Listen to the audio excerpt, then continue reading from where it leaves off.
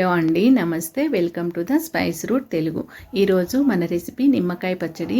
సీజన్లో మనకు నిమ్మకాయలు దొరికినప్పుడు ఈ విధంగా పచ్చడి పట్టుకున్నట్టయితే 1 సంవత్సరం వరకు నిల్వ ఉంటుంది. అలాగే వచ్చే వేసవి కాలంలో పెరుగన్నం లేకి తినడానికి చాలా టేస్టీగా ఉంటుంది. నిమ్మకాయలు బాగా ఎల్లో కలర్లో ఉన్నవి మాత్రమే తీసుకోవాలి. వాటిని శుభ్రంగా కడుక్కొని ఒక పొడి బట్టతో తుడుచుకోవాలి. ఆ తర్వాత ఎండలో కానీ అలాగే నీడకు కానీ కాసేపు ఆరనివ్వాలి. ఆరిన తర్వాత నిమ్మకాయలను ఈ విధంగా ఒక్కొక్క కాయని 8 భాగాలుగా కట్ చేసుకోవాలి. ఈ పచ్చడికి ఎక్కడ తడి తగలకూడదండి. తడి తగిలినట్టయితే పచ్చడి పాడైపోతుంది.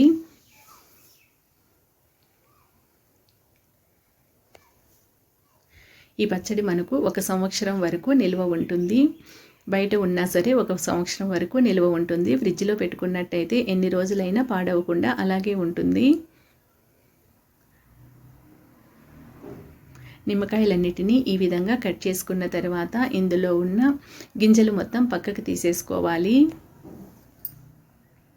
ఇక్కడ నేను 12 నిమ్మకాయలు తీసుకున్నానండి. 12 నిమ్మకాయలు ఈ విధంగా చిన్న చిన్న ముక్కలుగా కట్ చేసుకున్నాను. గింజలన్నీ సపరేట్ చేసుకున్న తర్వాత వీటిని ఒక ప్లాస్టిక్ డబ్బాలోకి తీసేసుకోవాలి.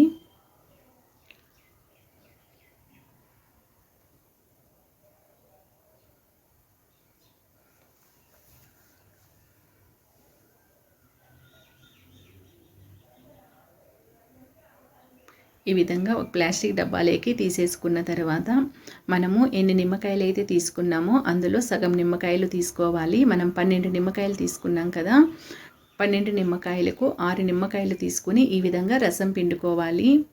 మనం ఎన్ని నిమ్మకాయలు తీసుకున్నా అంతే క్వాంటిటీలో తీసుకోవాలండి. ఒకవేళ మనం 20 నిమ్మకాయలు ఈ విధంగా ముక్కలుగా కోసుకున్నాం అనుకోండి, ఒక 10 నిమ్మకాయలని ఈ విధంగా రసం తీసుకోవాలి.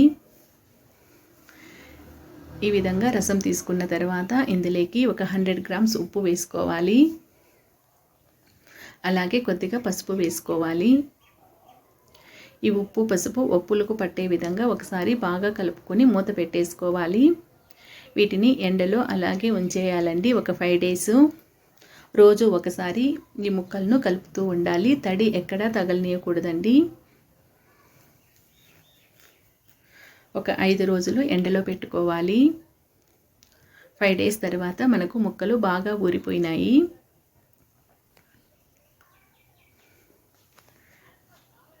ఇప్పుడు స్టవ్ మీద ఒక బాండీ పెట్టుకొని 2 టేబుల్ స్పూన్ల ఆవాలు వేసుకోవాలి. అలాగే 1 టేబుల్ స్పూన్ మెంతులు వేసుకోవాలి. మంటను లో ఫ్లేమ్లో పెట్టుకొని మంచి సువాసన వచ్చే వరకు వీటిని ఫ్రై చేసుకోవాలి. ఈ విధంగా ఫ్రై అయిన తర్వాత వీటిని బాగా చల్లారిన తర్వాత మిక్సీ వేసుకోవాలి.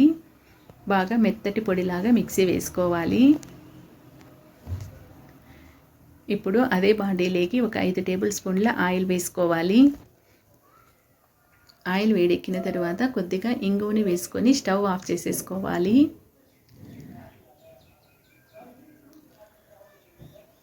నూనెను బాగా చల్లారనివ్వాలండి. గోరువెచ్చగా అయ్యే వరకు చల్లారనివ్వాలి. గోరువెచ్చగా అయిన తర్వాత ఇందులోకి ఒక 100 గ్రామ్స్ కారం వేసుకోవాలి. ఈ కారం నూనెలో కలిసే విధంగా బాగా కలుపుకోవాలి.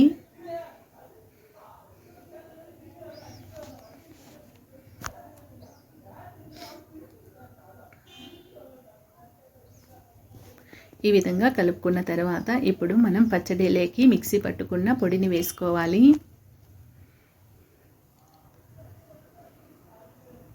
అలాగే మనం కలిపి పెట్టుకున్న కారం కూడా వేసుకోవాలి. ఇది మొత్తం ముక్కలకు పట్టే విధంగా ఒకసారి బాగా కలుపుకోవాలి.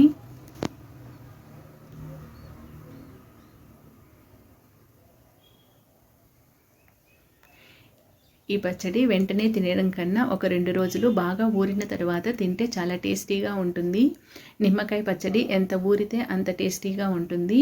చూశారు కదా, చాలా సింపుల్గా నిమ్మకాయ పచ్చడి ఎలా తయారు చేసుకోవాలో.